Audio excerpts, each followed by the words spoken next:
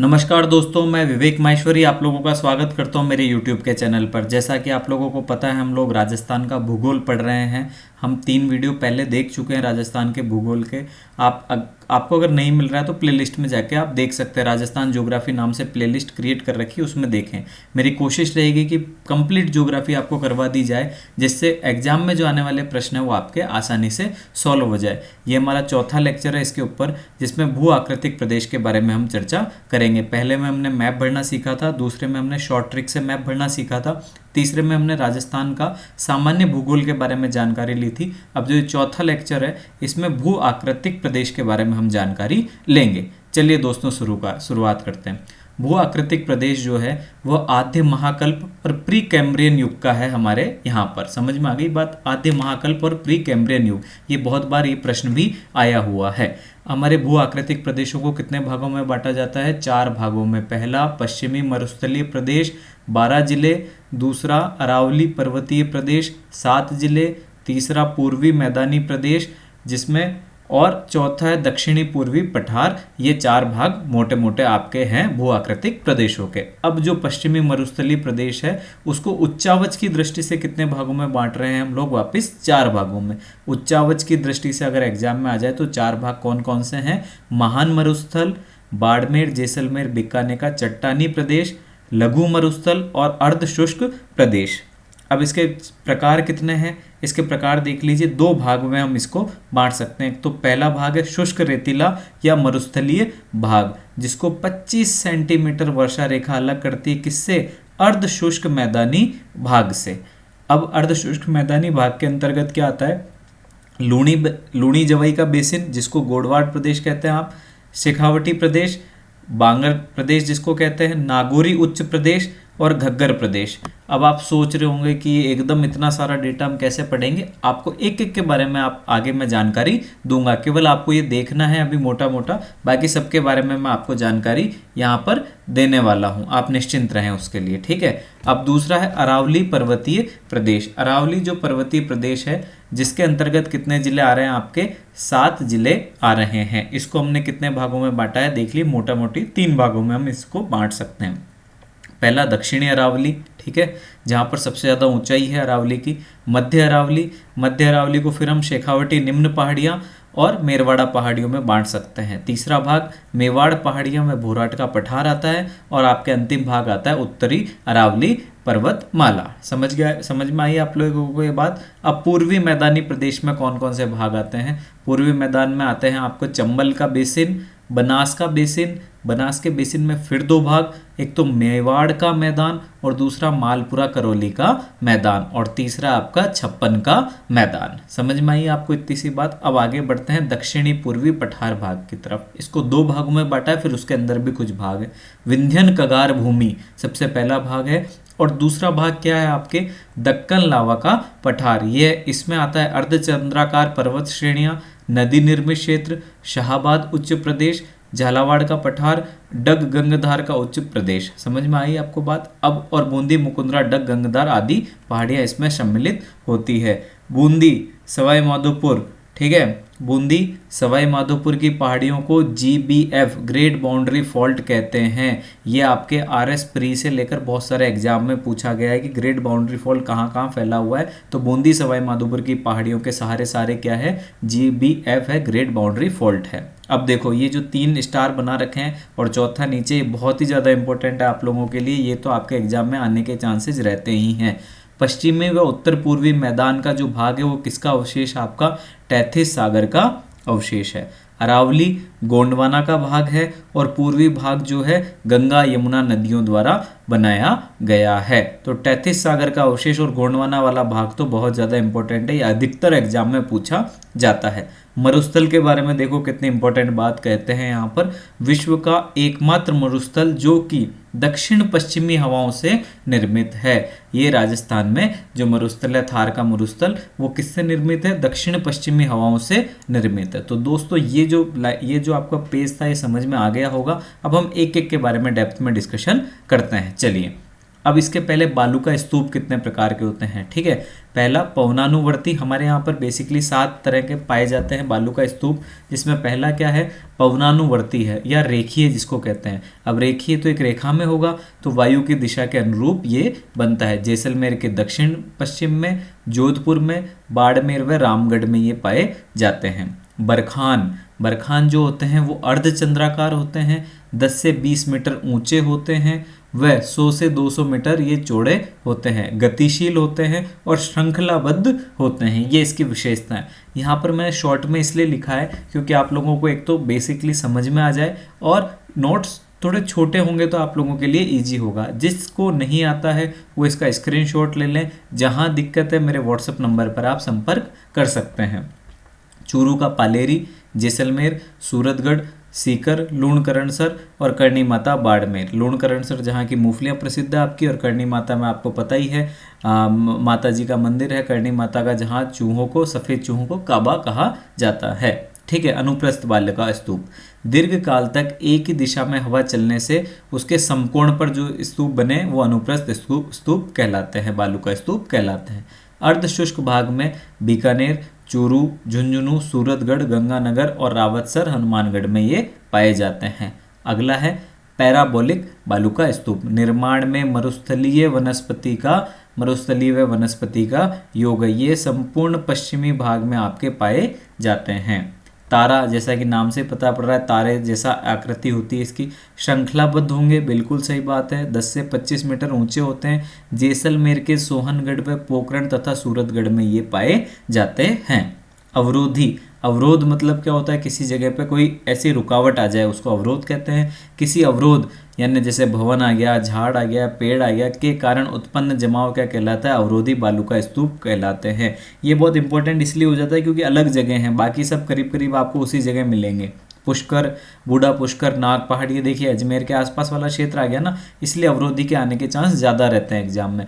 बिचून पहाड़, जोबनेर, सीकर और सीकर की पहाड़ियों के आसपास। और सब्र काफिजा, ये नाम ही अपने आप में अलग है, तो हो सकता है बहुत बार एग्जाम में पूछ ले निम्न में से कौन सा बालू का स्तूप है या नहीं है। उसमें ये जब नाम दे देंगे तो आप कंफ्यूज हो जाएंगे कि ये था या नहीं था, इसलिए आपको ये आना चाहिए। छोटी छोटी झाड़ियों व घास के झुंड के आसपास ये पाया जाता है, जिसे क्या कहते हैं, सब्र काफिजा कहते हैं। संपूर्ण राजस्थान में ये पाए जाते हैं। तो ये थी जानकारी बालू का स्तूप के बारे में। अब हम लोगों ने जो पहला पढ़ा था भू आकृतिक प्रदेश, इसमें हम लोग पश्चिमी मरुस्थलीय प्रदेश के बारे में पढ़ने जा रहे हैं।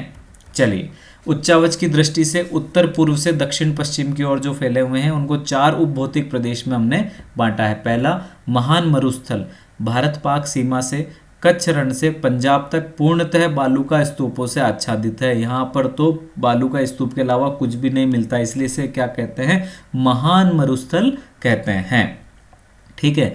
अब बाड़मेर, जैसलमेर, बीकानेर का चट्टानी प्रदेश, बालू का स्तूप रहित चट्टानी प्रदेश। और इसमें आता है चांदन नलकूप, जहाँ पर बालू का स्तूप नहीं है, ठीक है, वहाँ पर नलकूप है, वहाँ पर पानी की एक धारा है, माना जाता है कि सरस्वती की पुरानी धारा रही होगी। लघु मरुस्थल, चट्टानी प्रदेश के पूर्व से कच्छ की खाड़ी से बीकानेर तक ये लघु मरुस्थल फैला हुआ है। अर्धशुष्क प्रदेश, लूणी क्षेत्र व शेखावटी बेसिन का भाग, डीडवाना, सांबर व खारी जिले यहाँ पर आपको देखने को अर्धशुष्क प्रदेश में देखने को मिलेगी। चलिए, पश्चिमी रेतीला मैदान, पहला है रेतीला शुष्क मैदान, 25 सेंटीमीटर वर्षा से पश्चिमी भाग में ये पाया जाता है। समझ में आई इतनी सी बात। और ये 1 लाख वर्ग किलोमीटर है। टोटल जो आपका मरुस्थलीय भाग है, वो वाला जो भाग है वो 1,75,000 वर्ग किलोमीटर है, जिसमें से 1 लाख वर्ग किलोमीटर कौन सा है, रेतीला शुष्क मैदान है। मरुस्थलीय भाग और बालू का स्तूप मुक्त क्षेत्र, 2 भाग हैं इसके। मरुस्थलीय भागों में बीकानेर, चूरू, जैसलमेर, पश्चिमी नागौर व बाड़मेर, विशाल रेत का फैलाव है, जहाँ पर चट्टानी परिव्यक्त शिलाएं हैं, यहाँ पर रेत के बड़े बड़े स्तूप हैं, जैसे पवनानुवर्ती हुआ, अनुप्रस्थ हुआ, बरखान, ये बड़े स्तूप वहाँ पर पाए जाते हैं। तथा छिछले गर्त हैं जिसमें पानी भर जाता है जब आपके बारिश आती है, जैसे बाप में है, पोखरण में है और लूणकरणसर में आपके हैं। समझ में आई बात इतनी सी, तो मरुस्थलीय भाग था। अब मैंने आपको बताया बालू का स्तूप मुक्त प्रदेश। जैसलमेर के चारों तरफ 65 किलोमीटर फलोदी व पोखरण में चूना पत्थर व बलुआ पत्थर व चट्टानें हैं। जहाँ पर चांदन व सुकरा में भी क्या है, चट्टानें हैं। जैसलमेर में, पोखरण में रण, जहाँ बेसिनों में कई प्लाया झीलें पाई जाती है। वही बात है, वहाँ पर पानी बढ़ता है तो जब बारिश होती है तो वो गड्ढे में पानी बढ़ जाता है, वो प्लाया झीलें आपकी बन जाती है। तो ये बालू का स्तूप मुक्त प्रदेश है, जहाँ से इधर आपके रेगिस्तानी भाग में पानी की सप्लाई होने के थोड़े बहुत चांसेस यहाँ से रहते हैं। अगली बात करते हैं अर्ध शुष्क मैदान या राजस्थान का बांगर। 25 सेंटीमीटर वर्षा से पूर्व में, अर्थात जो राजस्थान के मरुस्थलीय भाग है उसको दो भागों में कौन सी रेखा बांटती है, 25 सेंटीमीटर वर्षा से पूर्व में व 50 सेंटीमीटर से पश्चिम में 75,000 वर्ग किलोमीटर फैला हुआ कौन सा भाग है, अर्ध शुष्क मैदानी भाग है आपका। समझ गए बात को। तो टोटल कितना हो गया, 1 लाख तो वो था और 75,000 ये था। तो राजस्थान में जो मरुस्थलीय है वो 1,75,000 वर्ग किलोमीटर फैला हुआ है और सबसे ज़्यादा भी वही है, क्योंकि 61.11% भाग पर क्या फैला हुआ है, अर्ध शुष्क मैदान और आपका मरुस्थल वाला भाग टोटल फैला हुआ है। जोधपुर, बाड़मेर, पाली, जालोर व सिरोही इसके अंतर्गत आते हैं। ए लूणी बेसिन या गोडवाड़ प्रदेश, है ना, पाली, जालोर, सिरोही, जोधपुर व नागौर में ये लूणी बेसिन गोडवाड़ प्रदेश पाया जाता है। लूणी नदी जो कि कहाँ से निकलती है, अजमेर के नाग पहाड़ से निकलती है। वह इसकी सहायक नदियों सूकड़ी, बांडी, जवाई व मीठड़ी है जो यहाँ पाई जाती है। ये जलोढ़ मैदान है, ठीक है, क्योंकि लूणी का मैदान है। लूणी बेसिन लवणीय भूमि बालोतरा से बालोतरा तक, ये नदी एक ऐसी नदी है जो जहाँ पर बालोतरा तक तो इसका पानी मीठा तथा इसके बाद इसका पानी खारा हो जाता है। तो लवणीय भूमि कहाँ से हो गई, बालोतरा से। अब यहाँ पर क्या है, पचपदरा, समवरला, कपराना जैसे खारे पानी के गर्त भी यहाँ पर पाए जाते हैं। कहाँ पर, लूणी बेसिन में। शेखावटी भूभाग जिसे आंतरिक प्रवाह का मैदान भी कहते हैं और बांगर प्रदेश भी कहा जाता है। झुंझुनू, सीकर, चूरू व उत्तरी नागौर से ये भाग होता है। कोई नदी न होकर यहाँ पर क्या है, अंतः प्रवाहित धाराएं जो रेत में आगे जाके विलुप्त हो जाती है। मेघा, रूपनगढ़, कांतली रेत में विलुप्त हो जाती है और एकमात्र मौसमी नदी कौन सी है इसमें, कांतली नदी यहाँ पर एकमात्र मौसमी नदी है। अर्धवृत्ताकार व पौनानुवर्ती बालू का स्तूप यहाँ पर पाए जाते हैं। कस्बों में ज़्यादातर क्या है, बरखान यहाँ पर ज़्यादा है। लवणीय गर्त डीडवाना व डेगाना में पाए जाते हैं। नागौरी उच्च प्रदेश बंजर व रेतीला प्रदेश है। कुबड़ पट्टी, यहाँ पर क्या है, मिट्टी व पानी में NaCl की मात्रा सबसे ज़्यादा है, जिससे हड्डियों में टेढ़ापन जल्दी आ जाता है, कमर आपके नीचे की तरफ झुक जाती है। और ये पर्वतसर में क्या पाई जाती है, यहाँ पर पहाड़ियाँ पाई जाती है। आप लोगों को पता है कि नमक की झीलें भी अधिकतर आसपास के इलाके में हैं। लवणीय गर्त है डीडवाना और डेगाना में, और सांबर झील, बरखान स्तूप यहाँ पर पाए जाते हैं। तो ये नागौरी उच्च प्रदेश के बारे में जानकारी थी। घग्गर का मैदान गंगानगर व हनुमानगढ़ में ये विस्तृत है। मैदान घग्गर, सरस्वती, चौतांग व सतलज नदियों के जलोढ़ से निर्मित है। ठीक है, इसके तल को क्या कहते हैं, नाली कहते हैं। नदी के पाट को क्या कहते हैं, नाली कहते हैं, घग्गर को, है ना। गंग नहर व इंदिरा गांधी नहर से सिंचित भाग है और आज के टाइम में सबसे अच्छा भाग घग्गर का मैदान कहलाता है, क्योंकि वहाँ से अखरोट, बादाम जैसी चीज़ें भी उग रही है, अनार भी उग रहे हैं। ठीक है, तो ये थी जानकारी आपकी किसकी, पश्चिमी मरुस्थलीय भाग की। अब अरावली प्रदेश जो कि राजस्थान का बहुत इंपॉर्टेंट प्रदेश है, उसके बारे में चर्चा हम लोग कर लेते हैं। ठीक है, भारत का महान जल विभाजक, भारत का महान जल विभाजक क्यों कहते हैं, क्योंकि यह 50 सेंटीमीटर जो वर्षा रेखा है उसके इधर लेफ्ट को छोड़कर, मतलब मरुस्थल को छोड़कर पूरे इंडिया में अलग वर्षा होती है, मतलब ज़्यादा वर्षा होती है, और इस भाग को केवल कम वर्षा कहते हैं। इसलिए ये भारत का क्या कहलाता है, महान जल विभाजक कहलाता है। ये गोंडवाना का अवशेष है। गोंडवाना बहुत बार क्वेश्चन आया हुआ है, तथा ये प्री कैम्ब्रियन व दहली क्रम की चट्टानें हैं। ठीक है, ये तो बहुत ही बार आया हुआ है, दहली क्रम और प्री कैम्ब्रियन युग की ये क्या है, चट्टान है। समझ गया ये बात। तो एक तो महान जल विभाजक हो गया, गोंडवाना का अवशेष हो गया, और प्री कैम्ब्रियन तथा दहली क्रम की चट्टानें हो गई। ठीक है, 692 किलोमीटर 692 किलोमीटर फैला है। कहाँ से जाता है, पालनपुर गुजरात से रायसीना हिल्स, जहाँ पर आपके राष्ट्रपति साहब रहते हैं, वहाँ तक ये फैला हुआ है अरावली पर्वतीय प्रदेश। राजस्थान में ये कितना है, 550 किलोमीटर है। ठीक है, बाकी कहाँ पर है 142 किलोमीटर, कहाँ पर है आपका और किसी जगह होगा, लेकिन हमारे यहाँ कितना फैला हुआ है 550 किलोमीटर फैला हुआ है। कुछ हमारे यहाँ पर गुजरात में है, कुछ दिल्ली की तरफ है, इसलिए बाकी हमारे यहाँ पर है। अब 550 किलोमीटर कहाँ फैला हुआ है, खेड़ ब्रह्मा से खेतड़ी तक हमारे यहाँ फैला हुआ है। तो 692 किलोमीटर कुल है, जिसमें राजस्थान में कितना है 550 किलोमीटर है। 9% पर है ना, राजस्थान का जो क्षेत्रफल है उसका 9% भाग पर क्या है, अरावली प्रदेश है। 3,42,239.77 वर्ग किलोमीटर के 9% पर क्या फैला हुआ है, अरावली प्रदेश फैला हुआ है। यहाँ राज्य की कितनी 10% जनसंख्या निवास करती है। यहाँ की जलवायु कैसी है, उप आर्द्र जलवायु है, मतलब थोड़ी कम आर्द्र जलवायु है। और 50 से 90 सेंटीमीटर यहाँ पर वर्षा होती है। मैंने आपको बताया था 50 सेंटीमीटर है, इसलिए भारत का महान जल विभाजक कहलाता है क्या, अरावली पर्वतमाला। इसकी सुदूर दक्षिण जड़ अरब सागर के तल में है। ये क्वेश्चन पूछ लिया था अभी पिछले एग्जाम्स में कि अरावली प्रदेश की सुदूर दक्षिण जड़ कहाँ पर स्थित है, तो अरब सागर के तल में है। ये राज्य को 2 भागों, मरुस्थलीय व गैर मरुस्थलीय भागों में बांटती है। समझ में आई आप लोगों को बात। पूर्ववर्ती मरुस्थल विस्तार को ये रोकने का काम भी करती है। अगर अरावली पर्वतमाला नहीं होती आपके, तो क्या होता है कि यहाँ से आपके क्या आती, रेत आती, और पूरे राजस्थान से लेकर आपके यूपी तक बहुत सारा भाग राजस्थान इंडिया का भी क्या हो जाता, रेतीला हो जाता। प्रमुख जल विभाजन मैंने आपको बताया 50 सेंटीमीटर वर्षा रेखा एक ऐसी रेखा है जो भारत को 2 टुकड़ों में बांट देती है। एक तरफ तो वर्षा कम होती है और एक तरफ ज़्यादा होती है। इसके दोनों ओर से नदियाँ निकलती है। नदियाँ कौन कौन सी है, बनास है, बेडच है, लूणी है, खारी है, कोठारी है, और सूखड़ी का उद्गम स्रोत क्या है, अरावली पर्वतमाला है। वन्य जीवों की शरण स्थली, यहाँ पर देखेंगे आप रणथंभौर, सरिस्का आदि यहीं पर है। और झीलें तथा पेयजल का स्रोत भी अधिकतर यहीं पर हमको देखने को मिलेंगे। जयसमंद हुआ, पिछोला हुआ, आना सागर हुआ, आपके फाय सागर हुआ, ये सब कहाँ पाए जाते हैं, अरावली प्रदेश में पाए जाते हैं। ये पश्चिमी विक्षोभों को भी रोकता है, जो कि गेहूँ फसल के लिए लाभदायक होते हैं। अभी जो आपके फरवरी, मार्च, अप्रैल के आसपास जो वर्षा होती है, और अभी जो वर्षा चल रही है, वो पश्चिमी विक्षोभों के कारण हो रही है। इनको रोकने का काम कौन करता है, अरावली प्रदेश करता है। बहुत सारे पर्यटक स्थल भी हैं आपके, और यहाँ पर खनिजों की भी प्रधानता, सबसे ज़्यादा खनिज भी आपके इसी एरिया से निकलते हैं इस वजह से। और 7 जिले कौन कौन से, सिरोही, उदयपुर, राजसमंद, अजमेर, जयपुर, दौसा व अलवर हैं। तो ये थी इसकी अरावली प्रदेश की विशेषताएं। अब इसको जो भागों में बांटा है उसके बारे में हम चर्चा कर लेते हैं।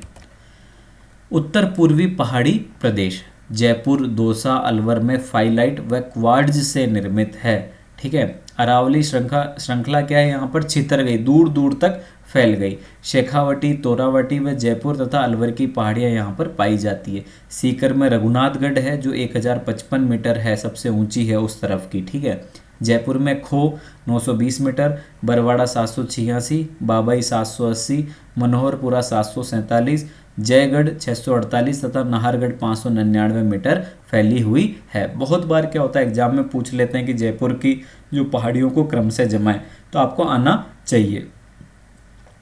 Alwar Bilali 779 metre, Bairat 704 metre और भानगढ़ 649 मीटर आपके फैली हुई है। भानगढ़ जो कि सबसे डरावना हॉन्टिंग प्लेस जो कहलाता है आपका, सबसे डरावना किला। ठीक है, वही।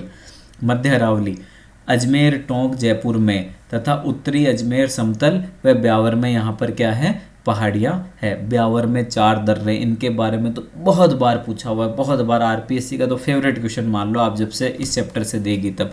बर, पखेरिया, शिवपुर, सुराघाट व देबारी यहाँ पर कौन से हैं, 4 दर्रे हैं। अब चोटियाँ कौन कौन सी है, दूर माराई जी जिसको टाटगढ़ कहते हैं आप 933 मीटर, तारागढ़ 873 मीटर और नाग पहाड़ 795 मीटर है। और मध्य अरावली को हम कितने भागों में बांट सकते हैं, 2 भागों में बांट सकते हैं। शेखावटी निम्न पहाड़ियाँ जिसमें बालू पहाड़ पाए जाते हैं आपके, निम्न गर्त पाए जाते हैं आपके, और सिंहना तक झुंझुनू श्रेणी आपकी ये फैली हुई है। मेरवाड़ा पहाड़ियाँ मारवाड़ के मैदान को मेवाड़ के उच्च पठार से अलग कौन सी करती है? मेरवाड़ा पहाड़ियाँ करती है। ये क्वेश्चन आपके आरएस प्री में आया हुआ है। मेरवाड़ा पहाड़ियाँ क्या काम करती है? मारवाड़ के मैदान को मेवाड़ के उच्च पठार से अलग करती है। मतलब मैदान को पठार से अलग कौन करेगी? पहाड़ियाँ करेगी। कौन सी? मेरवाड़ा पहाड़ियाँ। मेवाड़ पहाड़ियों में भौराट का पठार उदयपुर व डूंगरपुर, कुंभलगढ़ व गोगुंदा के बीच भौराट का पठार है। ये तो पहले भी प्रश्न बहुत बार आरपीएससी ने और अधीनस्थ बोर्ड ने पूछा है। कुंभलगढ़ गोगुंदा के बीच कौन सा पठार है? या भौराट का पठार। या भौराट का पठार कहाँ है? तो कुंभलगढ़ व गोगुंदा के बीच में है। सिरोही में कौन सा पहाड़ है? भाकर पहाड़ है। और जयसमंद से आगे कौन सा है? लसाड़िया पठार आपके पाया जाता है। और चौथा आबू पर्वत खंड, जो इसका बहुत इंपॉर्टेंट भाग है, कठोर क्वार्टजाइट से ये निर्मित है। आबू पर्वत से सटा हुआ जो पठार है आपका उड़िया पठार, वो राजस्थान का सबसे ऊंचा पठार है। ये बहुत बार क्वेश्चन पूछा हुआ है। ये मैंने जब बच्चों को पढ़ाया तो शॉर्ट में लिखवा दिया, इसलिए मैं आपको हर चीज़ एक्सप्लेन कर रहा हूँ। हिमालय व नीलगिरी के बीच सबसे ऊंची चोटी है गुरु शिखर 1722 मीटर, और कभी कभी फिट में पूछ लेते हैं तो 5650 फिट। मतलब उत्तर भारत से लेकर दक्षिण भारत, उत्तर भारत में आपके हिमालय और दक्षिण भारत में नीलगिरी जो है आपके, है ना, अन्नामलाई पहाड़ियाँ जो है आपके, डोडा बेटा है, और ये जो सारी पहाड़ियाँ हैं उसके बीच में सबसे ऊंची चोटी कौन सी है? गुरु शिखर है 1722 मीटर या 5650 फिट। जसवंतपुरा पर्वतीय क्षेत्र में डोरा पर्वत है। रानीबाड़ा उच्च प्रदेश वृक्ष विहीन अनावृत प्रदेश है। सिवाना 56 की पहाड़ियाँ जो है, नाकोड़ा पर्वत जो है, गोलाकार पर्वत जिसे कहते हैं, वो ग्रेनाइट पर्वत कहलाता है, क्योंकि वहाँ पर सबसे ज़्यादा ग्रेनाइट निकलता है। समझ में आ गई बात? तो ग्रेनाइट पर्वत कहो या गोलाकार पर्वत कहो या नाकोड़ा पर्वत कहो या 56 की पहाड़ियाँ करो या सिवाना की पहाड़ियाँ करो, वो सब एक ही है। ये उपनाम आपको याद रखने पड़ेंगे। अब बात करते हैं कौन कौन सी आपके जो शिखर हैं वो ऊपर से नीचे तक जमाए हुए हैं। सबसे ऊपर गुरु शिखर हो गया 1722 मीटर ऊपर, शेर 1597, दिलवाड़ा 1442, जरगा 1431, अचलगढ़ 1380, आबू 1295, कुंभलगढ़ 1224, ऋषिकेश 1017, कमलनाथ 1001, और बाकी आपके राइट में दे रखी है। देखो क्या है कि बहुत बार आपके प्रश्न आया हुआ भी है, प्री में भी आया हुआ है और मेंस में भी आ सकता है, किसी भी एग्जाम में ये आ सकता है। तो फटाफट याद करने के लिए गुरु 1722, शेर 1597, देल 1442, जरगा 1431, अचलगढ़ 1380, आबू 1295, कुंभलगढ़ 1224, ऋषिकेश 1017, कमलनाथ 1001। तो आप इस तरीके से याद कर सकते हो, या पहला वर्ड से गु से दे ज ऐसे भी याद आप कर सकते हो। 17, 15, 14, 14 ऐसे करके आप याद कर सकते हो। सबसे ऊपर गुरु शिखर आएगा, शेर आएगा, देलवाड़ा आएगा, जरगा आएगा और फिर अचलगढ़ और आबू आएंगे। तो ये 6 तो शुरू की आपको ये याद होनी ही चाहिए। ये अगर 6 याद नहीं हुई आपको तो फिर कोई मतलब नहीं है, एटलीस्ट 6 आपको याद होनी चाहिए। और अगर आप ये सारी करते हो तो बहुत खुशी की बात है आप लोगों के लिए ये, ठीक है, क्योंकि आपके पास लिखने के लिए रहेगा कुछ ना कुछ। ठीक है, अब बात करते हैं पूर्वी मैदान के बारे में। यहाँ पर 23.3% भाग पर राजस्थान के क्या फैला हुआ है? पूर्वी मैदान फैला हुआ है, जिसमें 39% जनसंख्या यहाँ पर निवास करती है। मैदानी भागों में आपने देखा होगा अधिकतर जनसंख्या वहीं निवास करती है। 50 से 80 सेंटीमीटर यहाँ पर वर्षा होती है। आर्द्र जलवायु व जलोढ़ मिट्टी यहाँ पर पाई जाती है। ठीक है, 50 सेंटीमीटर समवर्षा रेखा द्वारा यह विभाजित होता है। चंबल बेसिन कोटा, सवाई माधोपुर, ऐसा मतलब सवाई माधोपुर, करौली, धौलपुर व बूंदी में क्या फैला हुआ है? चंबल बेसिन फैला हुआ है। 4500 वर्ग किलोमीटर में करीब ये फैला हुआ है। बीहड़ भूमि व उत्खात स्थलाकृतियाँ यहाँ की विशेषता है। नवीन कांपीय जमाव, क्योंकि नदी बहती है तो इसलिए। और सवाई माधोपुर में सबसे ज़्यादा बीहड़ है। ये बहुत बार प्रश्न पूछ लिया जाता है कि सबसे ज़्यादा बीहड़ कहाँ पर पाए जाते हैं, तो आपके सवाई माधोपुर में सबसे ज़्यादा बीहड़ पाए जाते हैं। एसएम का मतलब क्या हो गया? सवाई माधोपुर। आपको पता है चंबल नदी नीचे मध्य प्रदेश से निकलती है और ऊपर की तरफ बहती है, ऐसा।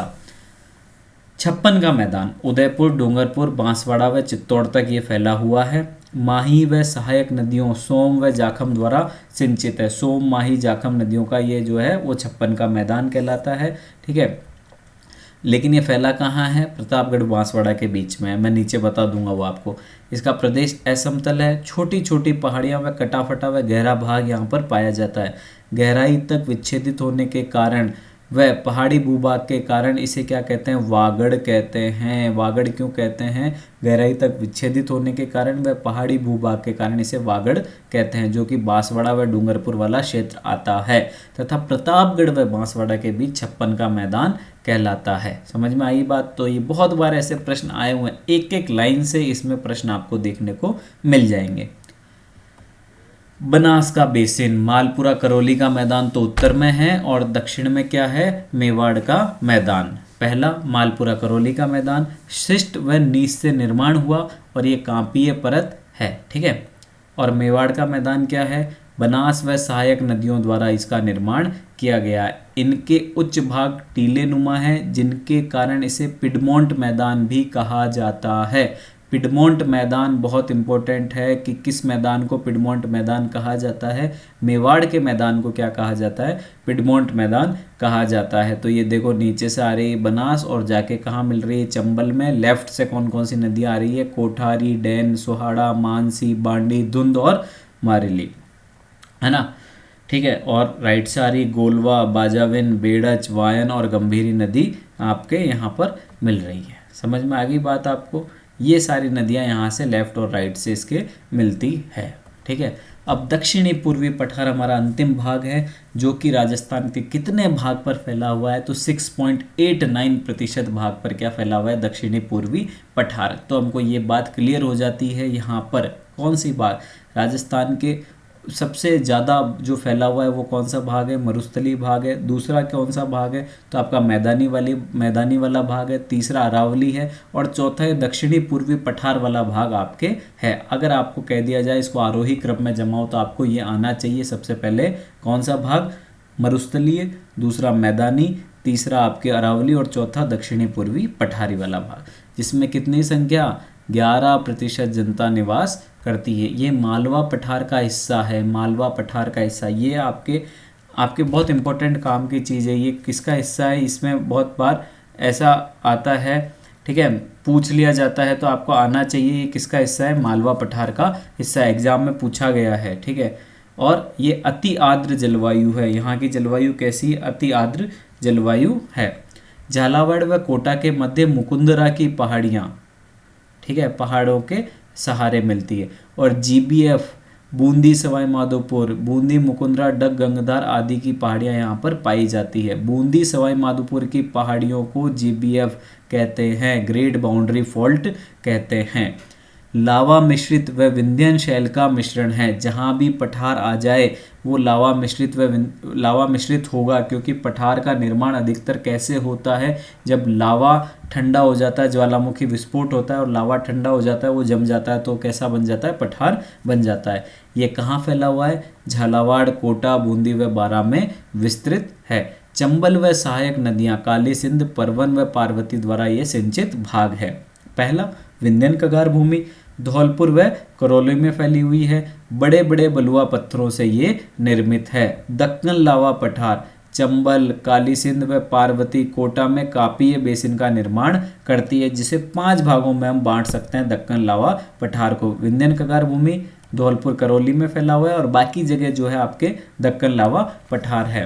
अर्धचंद्राकार पर्वत श्रेणियाँ होता ही है एग्जाम में, ये अधिकतर लोग स्किप करवा देते हैं या आता नहीं है ऐसा बोल के करवा देते हैं, बट मैंने देखा है कि अधिकतर एग्जाम्स में आजकल ये पूछने लग गए हैं, तो हमको आना चाहिए।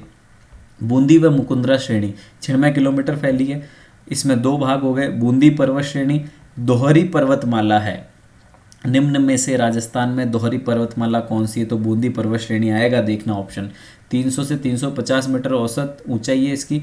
और अगर आपसे पूछ ले कि बूंदी पर्वत श्रेणी की सबसे ऊंची चोटी कौन सी है, तो सतूर है, 353 मीटर ऊंची है। दर्रे, ये इस बार पूछ लिया आरएस वाले एग्जाम में, बिल्कुल पूछ लिया कि बूंदी के पास में कौन कौन से दर्रे हैं, ठीक है। तो बूंदी के पास ये अर्धचंद्राकार पर्वत श्रेणी वाला है ना, तो बूंदी के पास है एक दर्रा, एक जेतावज के पास है, एक लाखेरी के पास है, एक रामगढ़ व खटगढ़ के बीच में है।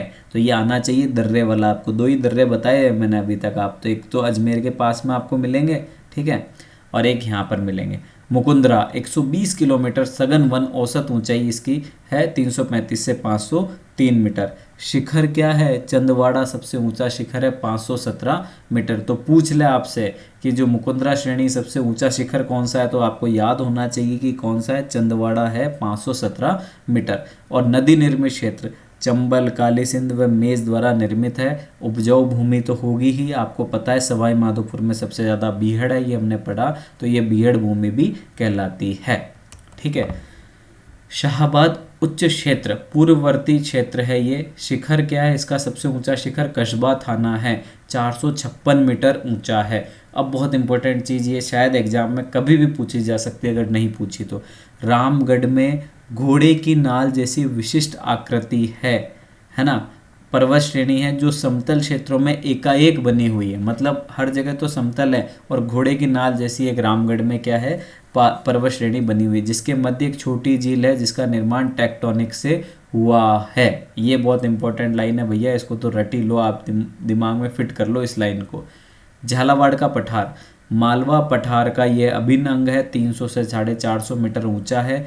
यहाँ पर क्या पाई जाएगी? काली मिट्टी पाई जाएगी, दिखती बात है। यहाँ पर एका की पहाड़ियाँ, अलग अलग अलग अलग अलग छोटी पहाड़ियाँ हैं। मनोहर थाना, अकलेरा और बकानी में ये पाया जाता है। और लास्ट भाग है डग गंगधार का मैदान, या आप कह सकते हैं पठार। हाड़ौती पठार का दक्षिण पश्चिमी भाग क्या कहलाता है? आ गया क्वेश्चन, तो आप क्या लिखोगे बताओ? कुछ ही नहीं लिखते ना अभी तक, अब क्या लिखोगे? डग गंगधार लिखोगे। हाड़ौती पठार का कौन सा भाग? दक्षिणी पश्चिमी भाग, जो कि कितना है? 450 मीटर ऊंचा है। पश्चिमी सीमा कौन बनाती है? चंबल नदी बनाती है। यहाँ पर क्या पाई जाती है? छोटी छोटी पहाड़ियाँ पाई जाती है, इसलिए ये खेती योग्य जमीन है। तो दोस्तों ये थी आपकी अब तक की जो पूरी क्लास है उसके बारे में जानकारी। अगर आपको इसमें से कुछ भी दिक्कत आए, कैसी भी दिक्कत आए, तो मुझे मैसेज करें व्हाट्सएप पे, मैं जल्दी इसका सॉल्यूशन दूंगा। और ज्योग्राफी की अगली क्लास के लिए वेट करें। जय हिंद, जय भारत।